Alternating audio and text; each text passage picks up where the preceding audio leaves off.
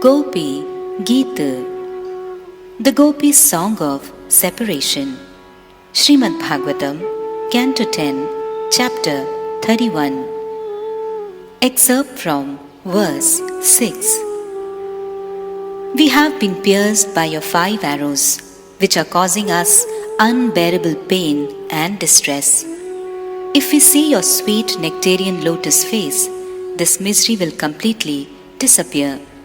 Please, therefore, show us your enchanting lotus face. Verse 6. vraja-janārti-han, vīra yoṣitāṁ, nija-jana-smaya-dhvaṁsana-smita. भज सखे भवात् किङ्करी स्मनो जलरुहाननं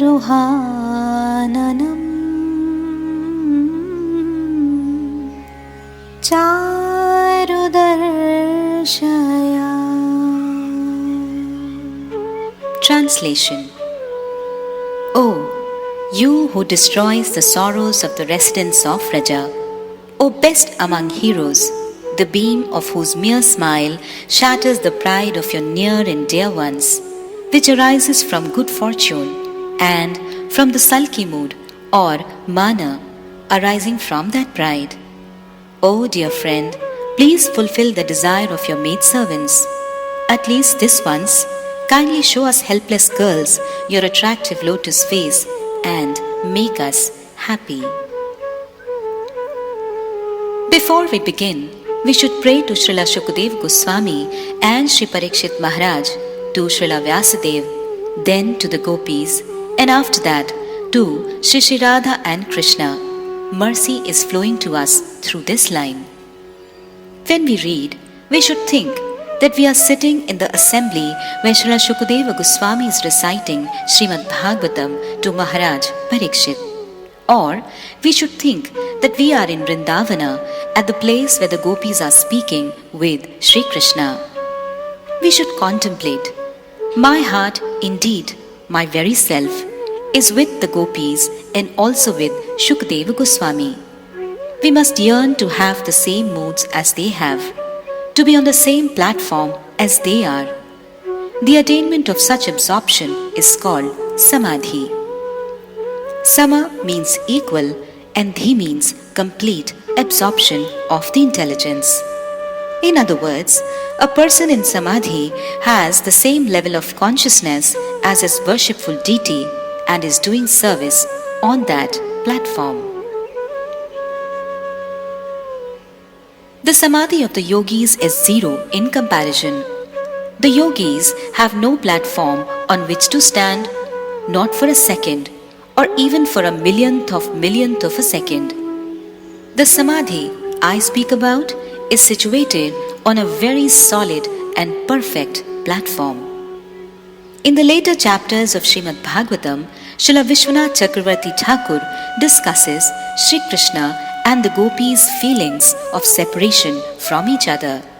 He says that when Krishna leaves Vrindävana, he does not take with him his flute, his smile, or his vraja attire.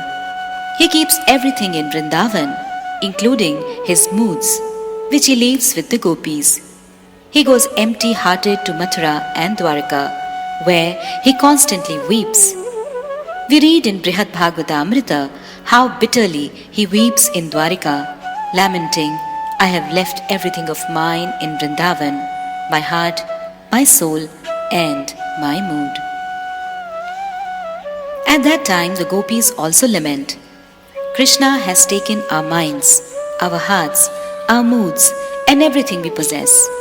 Moreover, he has taken our closest and most devoted friends, sleeping and fainting. When we faint, we get some temporary relief from our condition, and we also get some relief when we sleep. But Krishna has taken them both, leaving us completely empty.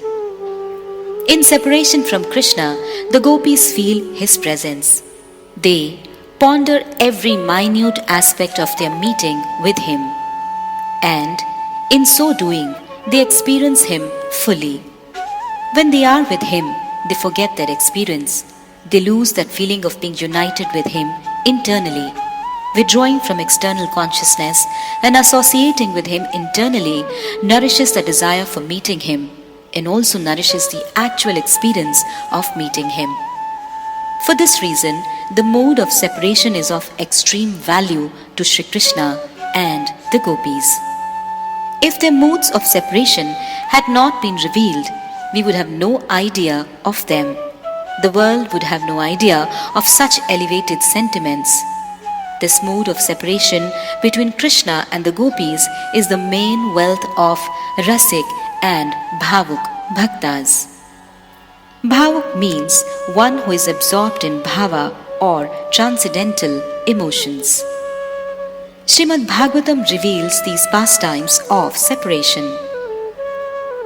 Nigam kalpatarur galitam phalam shukmukhad amrit dravya sanyutam pibat bhagavatam rasamalayam muhur rahu rasika bhuvi bhavukaha.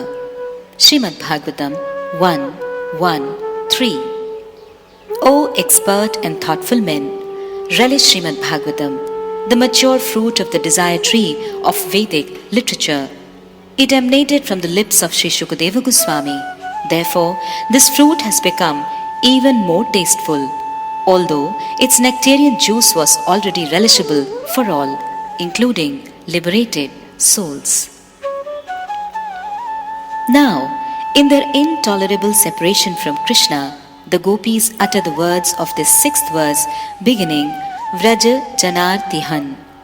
Ordinarily, this means you destroy the sufferings of the residents of Vraja or Vrajajana and the sufferings of people in general. Yet, although we are also Vrajajana, you are giving us distress.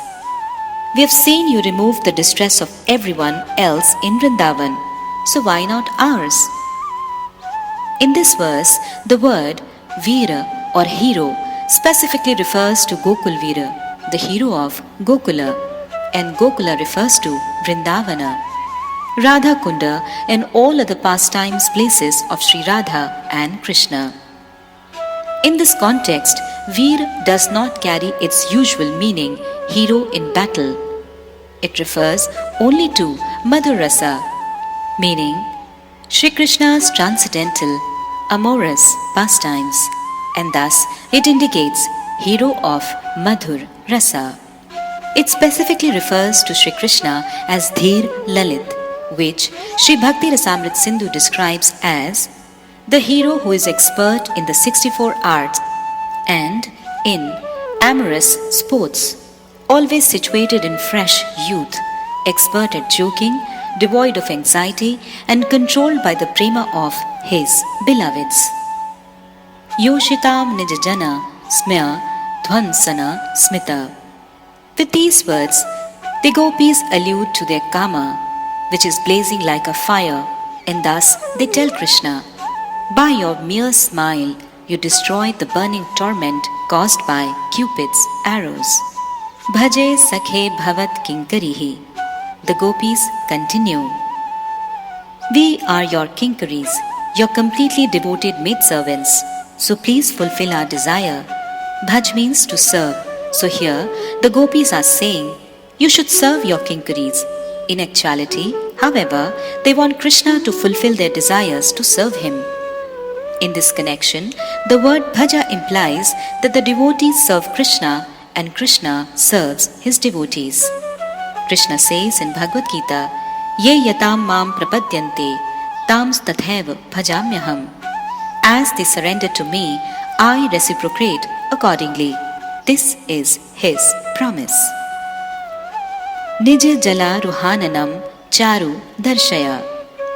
The gopis entreat Krishna, please show us your beautiful lotus face. The above mentioned explanations reveal the general meaning of the verse.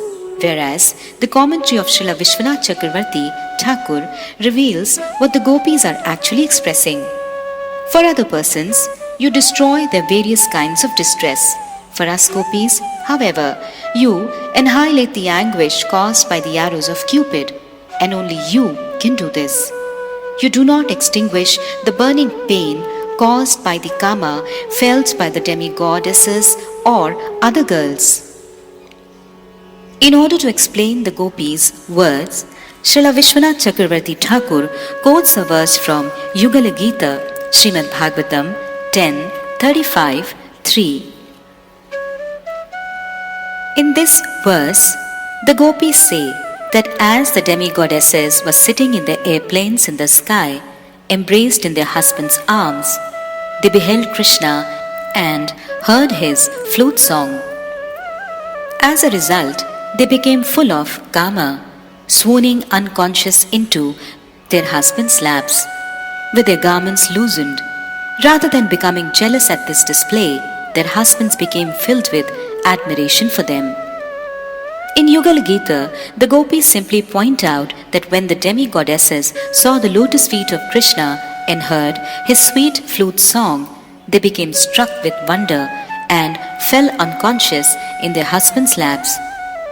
They do not say anything about Krishna coming to pacify those demigoddesses. Now, in the 6th verse of Gopi Gita, the gopis reveal why it is that Krishna comes only to them. It is because no one experiences the agony they do, and no one else accepts Krishna as the only doctor competent to treat them. They say, "We have been pierced by your 5 arrows, which are causing us unbearable pain and distress. But if we see your sweet nectarian lotus face, this misery will completely disappear. Please show us your enchanting lotus face.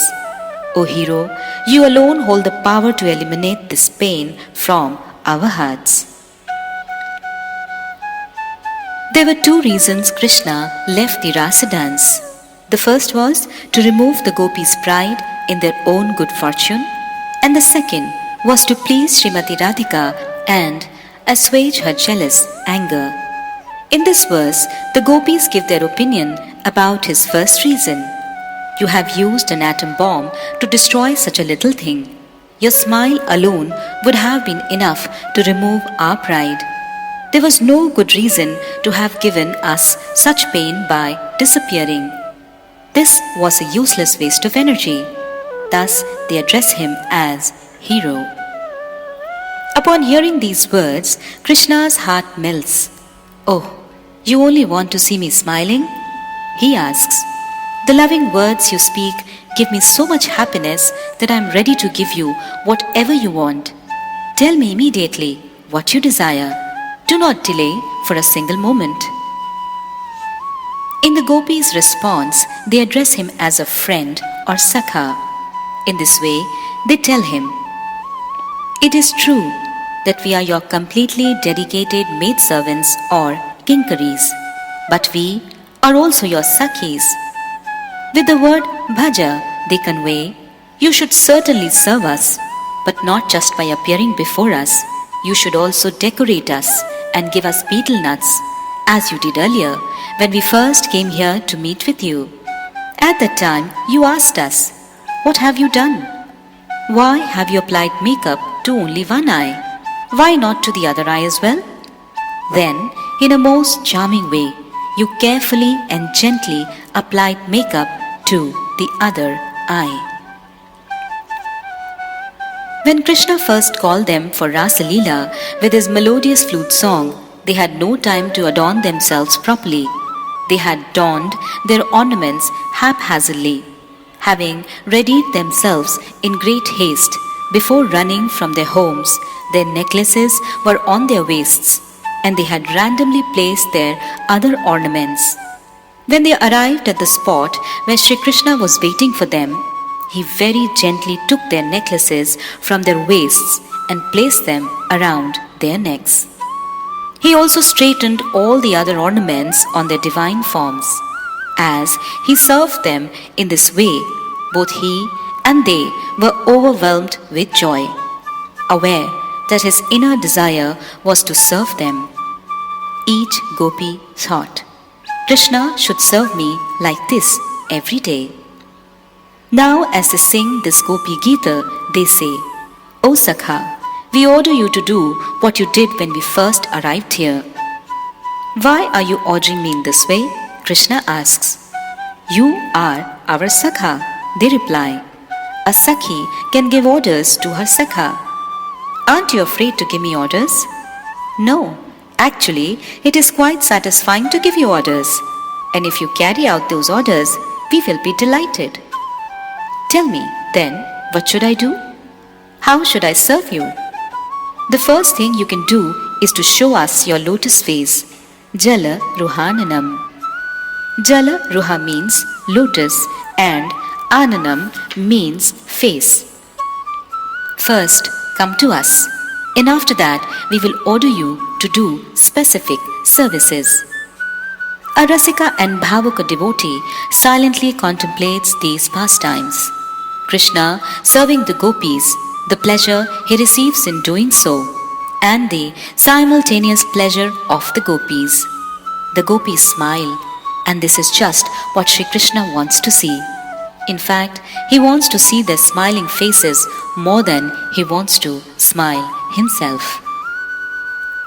In this regard, there is a passage in Sri Chaitanya Charita Amrita Adi Leela 4, 187 to 194. The gopis taste a pleasure 10 million times greater than the pleasure of Sri Krishna derives from seeing them. The gopis have no inclination to act for their own enjoyment, and yet their joy increases. The joy of the gopis lie in the joy of their beloved Krishna. When Sri Krishna sees the gopis, his joy increases, and thus his unparalleled sweetness also increases. The gopis think, Krishna has obtained so much pleasure by seeing me. That thought increases the fullness and beauty of their faces and bodies, the sight of which further increases the beauty of Krishna. And more the gopis see Krishna's beauty, the more their own beauty increases. In this way, a loving competition takes place between them, in which none of them acknowledges defeat.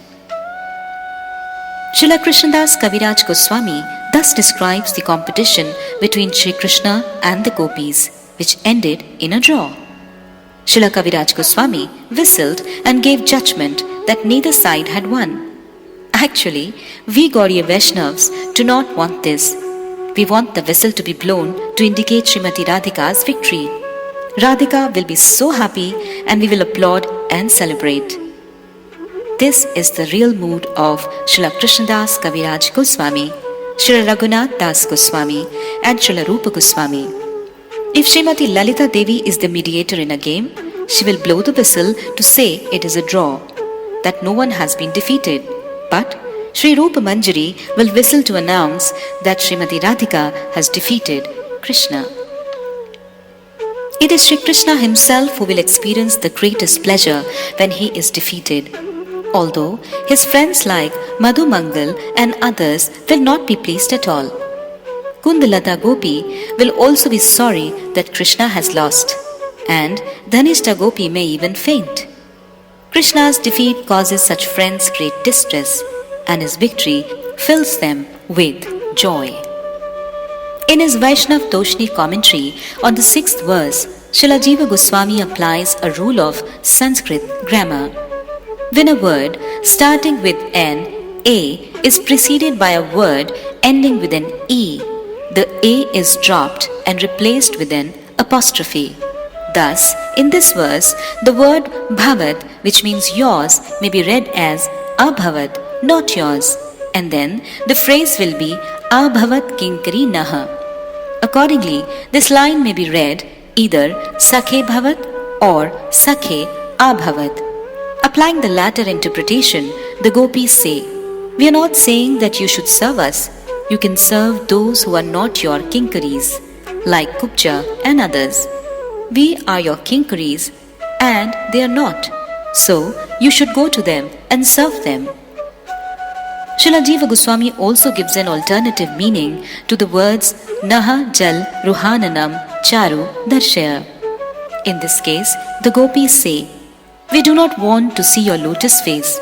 You make us suffer from constant separation, and not just once or twice, but always. So, there is no need to show us your lotus face. We have now made a vow to die." With the explanation of these alternative meanings, Srila Jiva Gosvami completes his commentary on the Gopis' sixth prayer.